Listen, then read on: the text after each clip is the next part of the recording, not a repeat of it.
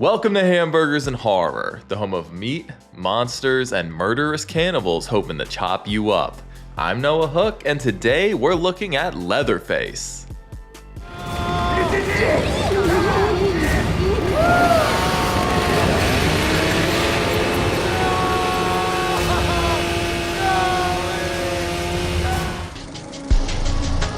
Just like everybody else, you fucking liar! You're just a sad old man crying over a stupid dead little girl. This 2017 horror film serves as a prequel to the original film and Texas Chainsaw 3D, sharing how Leatherface got his murderous start. In this version, a young Jed Sawyer is sent to a mental institution as a little boy, where his family is allowed zero contact. All is going relatively well until Verna breaks in and causes a riot that allows Jed and a group of other unstable teens to escape. With a nurse hostage in tow, the group leaves a bloody footprint across Texas as they evade a vengeful lawman on their way to Mexico. The story was conceived by screenwriter Seth Sherwood, who hoped to approach the franchise differently than anyone had before. Sherwood wanted to delve into Leatherface's childhood in a way that would flesh out his motives but not completely destroy the mystique of the character as well. Leatherface was co-directed by French creative duo Julien Maury and Alexandre Bustillo, who have brought us films like Inside and The Deep House. They worked with Sherwood to tweak the script, turning it even more into an identity piece. The double challenge was to find a young Leatherface, not only a child but a teenage version of Leatherface. Shooting took place in Bulgaria for budgetary reasons, making this the most international Texas Chainsaw to date. I will admit they did a pretty good job scouting locations though. I usually can't tell they're shooting on a whole different continent. But on top of that, most of the supporting actors are also European. Leatherface expands on 3D's lore, bringing back some familiar characters and introducing a lot of new ones with its ensemble cast. Also, in case I haven't made it clear by now, the entire point of this film is for you to watch it and it be a mystery about which one of the runaway kids is Leatherface. If you're here, I assume you've seen the film or you just don't care about spoilers because I'm going to go through that and a bunch of other details. I'd rather analyze Jedediah from the jump so we don't have to do a ton of backtracking after the breakdown, as opposed to just pretending I don't know which one of the kids it is. So this is your last chance to get out before the spoilers start flying. Leatherface stars Sam Strike from The Boys in the Boat as Jackson, who will eventually be revealed as Jedediah Sawyer, aka Leatherface. Vanessa Grass from Open 24 Hours as hostage nurse final girl Lizzie. Stephen Dorff from Divinity, go watch my review of that, as Texas Ranger Hal Hartman, aka Bert Hartman's dad. Lily Taylor from The Conjuring as Verna Sawyer, aka Jed's mom and Heather's dead grandma from 3D. Sam Coleman from Lords of Chaos as Bud, the Leatherface red herring of the film. James Blore from Dunkirk as murderous lunatic Ike. And Jessica Madsen from Rambo Last Blood as murderous lunatic number 2 Clarice. And yeah, about half these actors are British, so this really is just a big European medley of places and faces. Cinematography was handled by Antoine Sagnier of No Chains, No Masters, and John Frizzle returned from 3D to compose the score. And the special effects were headed by Olivier Afonso of films like Raw, Anatomy of a Fall, and most recently, The Substance. Leatherface premiered at Fright Fest before having a very limited theatrical run, ultimately making $1.5 million at the box office. Apparently it was shot on just $500,000, so it was pretty much a success, but it's crazy to think that a character as well known as Leatherface has been relegated to a $500,000 budget international film. But it's also not surprising when you consider the quality of the last film and the quality of this one. Critics did appreciate the performances more than anything, but most felt that Leatherface deviated too far from the source material, making it an ineffective prequel that nobody really wanted. It currently has a 27 and 24% on Rotten Tomatoes, along with a 2.1 on Letterboxd, placing it near 3D in the lower half of the franchise. Aside from the 2022 Texas Chainsaw, this is definitely the film in this franchise I've watched the least. Part of that is due to the recency of the film, but also it's partially due to the fact I don't really care about it or like this one. I'll get into it at the end, but I don't really think this is a poorly made film. It just doesn't feel like a Texas Chainsaw film to me. But that being said, it does have some redeeming qualities, so why don't we go ahead and get started? Call up your mothers for this one, folks, because we're watching Leatherface. The movie opens in 1955 at the good old Sawyer farm, where the fam is celebrating little Jedediah's birthday. The whole gang's here. Verna, Grandpa, Drayton, Nubbins, and this poor fucking guy. He's been accused of stealing pigs, and in these parts, that'll get you a death sentence. Verna and the very excited boys encourage Jed to perform the execution, but despite a little push from Drayton, he can't go through with it. Hey, at least Grandpa's here to finish the job. You let us down, Jed. Now we jump to a young couple driving down the country roads. This is Betty Hartman, yes, you may recognize that last name from the previous movie, and Ted Hardesty. Wait, what? Yep, this guy is Sally and Franklin's dad. I mean, his home was literally walking distance from the Sawyers in the original movie, so I guess it makes sense. Ted nearly runs over what looks like a pig, but it's actually a freaky little Jed in a pig suit. You shouldn't play in the road. Help me, please. Oh yeah, follow the pig boy into the woods. A great fucking idea, Betty. She does the infamous TCM walk towards an old barn where she sees that bone dragon from the end of Hellraiser before falling into a trap laid by Drayton. You done good, Jed. Looks like you can learn a little after all. Oh, the poor girl is impaled on some metal rods, but Nubbins gets to finish her off by dropping a car engine on her. Sure, why the fuck not? Drayton reports the body he supposedly found, so despite Ranger Hal Hartman knowing that his daughter was murdered by him, he's forced to let Drayton walk. But he does use this as an opportunity to accuse Verna of child endangerment, so he's able to get Jed taken away from the family. It's called child endangerment. You take one of mine, and I'll take all yours, Verna. We jump 10 years later where a nurse named Lizzie has just started working at the Gorman House, a mental institution for troubled youths. Here she meets Red Herring Bud, a big mentally disabled boy designed to trick us into thinking he's gonna be Leatherface. But sadly, that prestigious honor actually goes to Jackson, who is much more well-spoken and funny than anyone would expect. Is there a reason you keep saying my name like that? I reckon I might like how it sounds is all. Ooh, Leatherface, you little flirt. She also meets Ike, who might just be the meanest motherfucker in this entire franchise. Sorry, Lizzie, your job sucks. Oh, not to mention Clarice, who Lizzie finds forcing another patient to suck on a baby mouse. Okay.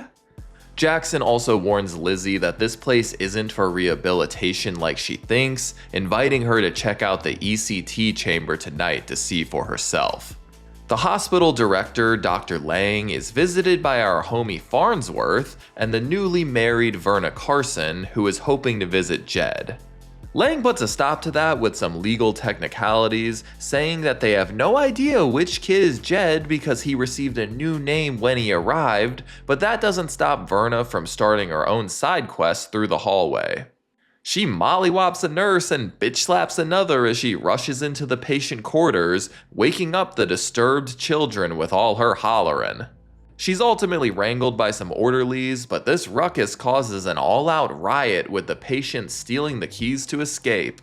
It also interrupts Lizzie's horrified viewing of Bud's electroshock therapy, allowing him to break free and knock out the orderlies. She flees with another nurse as Bud makes his way to Lang's office. He stupidly takes a swing at Bud, which gets his head smashed through a very tough window. Clarice strangles a girl before she and Ike get busy in the hallway. Hey, a little exhibition never hurt nobody. Lizzie and another nurse hide in a dark hallway, but her companion is quickly killed with a straight razor to the mouth. Fortunately, this killer is taken out by Jackson, who is a little too excited to stomp his head in. They head outside, only to be taken hostage by Ike and Clarice. I don't think there's ever been an asylum riot that doesn't involve a wheelchair going through a window. Hey, they also pick up Bud on their way out. The runaway maniacs steal some laundry to better disguise themselves, and at knife point, Lizzie and Jackson reluctantly agree to join them on a trip down to Mexico. Jackson also claims he has no family, so it seems Jed isn't hoping for a Sawyer reunion. Hartman arrives at the Gorman house and meets local deputy Sorrells, and the ranger is convinced that Jedediah Sawyer is responsible for this carnage. He's also the one who got the rest of the missing teens locked away, and he's excited to go on the hunt for them. The crew comes across a diner and stops in for a meal, although Bud has to wait outside to avoid suspicion. Things go well for about 30 seconds before Ike and Clarice start some shit. She stabs a guy in the neck and snatches his gun while Ike stabs the waitress, and she proceeds to pop a few more people. Ike grabs a shotgun from behind the bar and begins robbing the patrons, and Izzy's escape attempt is thwarted by Bud. Ike executes this poor waitress and the crew makes their getaway, although Bud does get shot in the side by one of the surviving customers. Hartman and Sorrells investigate this bloody scene and get the lowdown on the crew's next moves. And it won't take long for them to catch up, as Ike's stolen car was already almost out of gas. Next, the runaways stumble upon an old trailer with a dead body in the bathtub, I guess. Clarice likey. There is a genuinely sweet moment where Jackson and Izzy patch up Bud, and that night the two share some moonshine while Ike and Clarice have a threesome with that corpse. Okay, y'all know the drill by now. Izzy runs, Ike stops her, he and Jackson fight, Clarice corrals them back to the trailer, and Ike insults Bud. You're an idiot and a fool, and I don't know why God bothered to make you. Now get away from me. Only this time, Bud takes that shit personally and jumps Ike while he's taking a leak. Oh, come on, you fuckers, you're really not gonna make this kid Leatherface? Clarice wakes to find her lover boy missing and searches for him, and despite it being a great chance to escape, Jackson refuses to leave Bud behind. They find him sleeping on Ike's corpse and get a move on, while Clarice is found by Hartman. After some light torture, he lets her run, only to shoot her down when she reaches the trailer. You're just a sad old man crying over a stupid dead little girl. Izzy momentarily sees this as her chance to be saved, but Jackson warns that Hartman will do the same to him and Bud if he gets the chance. The police continue their hunt while the crew makes a run for it, and in order to evade the police dogs, they somehow crawl inside a cow carcass to hide. I mean, cows are big, but I don't know if they're Bud big. Izzy eventually flags down a cop who calls in backup, and Bud eats a bunch of bullets as he charges the officer. But sadly, the big scary lug is finally put down for good with a headshot, which is Jackson's final breaking point. He goes apeshit on the officer, bashing his head in with the car door. Izzy tries to flee in the cop car, but Jackson manages to hop inside as well, and now he no longer trusts her. You're just like everybody else, you fucking liar! Hartman's on their tail and firing wildly at them, with one of the bullets slicing right through the side of Jackson's face. Izzy also gets shot and crashes the car, and it isn't until nightfall that she wakes in the back of Hartman's cop car.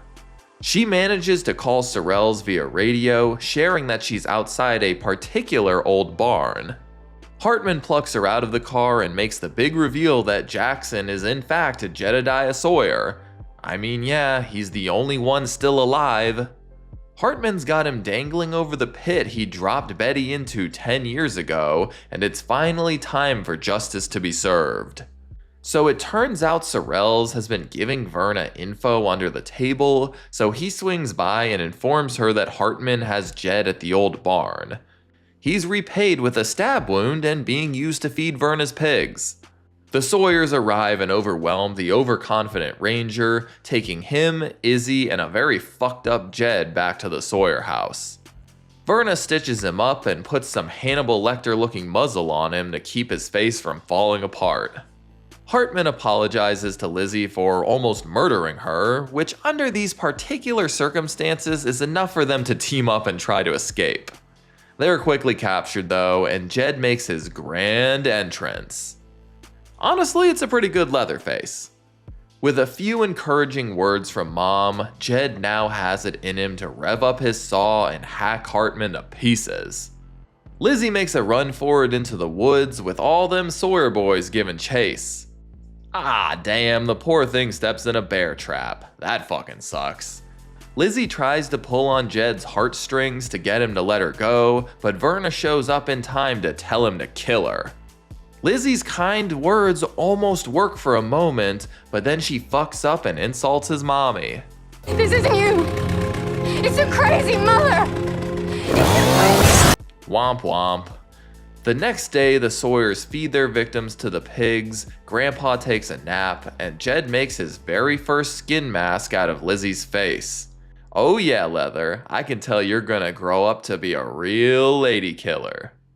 And that's Leatherface. So yeah, I have a lot of mixed feelings on this one. Generally speaking, I do think it's a technically better made film than Texas Chainsaw 3D.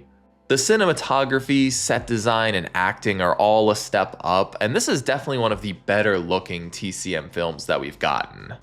I also generally enjoy the narrative structure of the film, with a group on the run encountering various obstacles and environments. It's Texas Chainsaw's version of the Odyssey. And the dynamics between the different runaways mostly works for me. Ike and Clarice make for entertaining and unstable antagonists, and Bud is honestly a really tragic character. To be clear, it's not exactly groundbreaking character development going on here, but it works for this film. But my biggest critique of the film is pretty hard to look past, and it's that Leatherface just doesn't work as a Texas Chainsaw film, and it doesn't work as a prequel to the Leatherface that we know. They try their best in the beginning and end to create that continuity with pre-existing characters, and they do a good job with that limited time, but the rest of the story is so detached and different from the story that we know. It's the same issue I have with Hannibal Rising and a few other prequel horror films. The writers just decided to make this origin story way too bombastic and over the top. This and 3D are doing way too much to turn this story into a complex family drama involving generational feuds with the Hartman family, and it's also trying way too hard to make the Sawyers less evil compared to all of these other random fucking Texans. In the last film, Hartman and the mob that killed the Sawyers were treated like the actual villains of the film, and they do the same thing with his father in this film. He's just this evil guy that loves separating kids from their families for some reason. Like, what? His hate for the Sawyers is very clear and justified, but his other general levels of cruelty are not. And while Ike and Clarice work well as villains in a general sense, I don't think it makes sense for a young Leatherface to be surrounded by a bunch of other kids that are way crazier and way more evil. Just like 3D, it turns Jed into a sort of anti-hero, which doesn't feel true to the character. I get that the characters wanted to lean into the clear levels of distress and abuse that Leatherface faces in the original, but it would have just been so much easier to make this a movie about Leatherface growing up in this fucked up family and showcasing why that's what made him evil. We just don't need all these hoops to jump through. Nobody asked for all that. The addition of Hartman, Ike, Clarice, the other murderous kids, and even the rotting corpse in that trailer all create this painting of Texas as this giant hellscape filled with maniacs. What makes the original Texas Chainsaw work so well is that these unsuspecting yuppies stumble upon a rural nightmare that's so tucked away that nobody would know about it. It is this redneck family in a forgotten town that is so isolated and neglected that they turned into monsters. But 3D and Leatherface lose sight of that, turning everybody and their mother into fucking psychopaths. Jed, Drayton, Nubbins, Grandpa, and Verna don't stand out here. They just seem like your run-of-the-mill Texans when compared with all these other violent murderers. If this was some other horror film unrelated to this franchise, I wouldn't have an issue with all of these things, but as a Texas Chainsaw film, it's just spending too much time on characters that don't matter to the larger story when actual characters we care about are all on the periphery and we could spend more time with them. But while I think Jed's upbringing is a story that could have been better told at the Sawyer house so we could understand the family dynamics better, I do like the idea of making a young Leatherface a gentler soul that struggles with the violence that takes place within his family. Jackson does a great job of keeping his mental instability below the surface for the first 2/3 of the film, but his final reveal after the shooting really emulates the movements and dead stare of the original character. And that final chase sequence in the moonlit woods does feel right at home in this franchise. I think they nailed that part. I do wish we got more Nubbins in the film since he's so iconic and so important to the original film, but we at least get a good amount of Drayton, even though he's not necessarily as squirrely and funny as he was in the original. But all in all, Leatherface is not a film I return to very often. It's fine enough as a horror film, but as a Texas Chainsaw film, it leaves a bit to be desired for me. It has a ton of violence on display, most of which is done with great practical effects, and it also has some of the strongest character development in any of these individual films. But unfortunately, the story itself and the character development deviate so far from the Leatherface that we know, and it just feels like a whole different kind of movie. It tries to answer a bunch of questions nobody was asking, and instead of keeping it as this simple homespun horror, it tries to turn it into this giant adventure film. It could have so easily been a story that takes place at the Sawyer farm, and it could have been so easily condensed and done well, but the creators clearly wanted to do something really different with the franchise, and I can commend that ambition and creativity, but at the same time, it's a bunch of decisions that I'm ultimately not really a fan of. Well, that's about it. What do y'all think of Leatherface though? Do you love it, hate it? Let me know down in the comments. I'd love to hear your opinions. Soon we'll be checking out the newest film in the franchise with Texas Chainsaw 2022, but first we're gonna check out a patron request. The next one's a doozy, folks. That's gonna be a long one, so be sure to tune in with my review of Salem's Lot. Thank you all so much for joining me, and an extra thank you to my patrons. As always, I'm Noah Hook, and thanks for watching Hamburgers and Horror. Stay safe out there. Thanks for watching my review of Leatherface. If you enjoyed this video, be sure to like and subscribe so you can keep up with all my horror reviews, and if you want to help support the channel further, you should check out my Patreon account. You'll be able to vote for future movies and franchises I cover on the channel. Thanks y'all.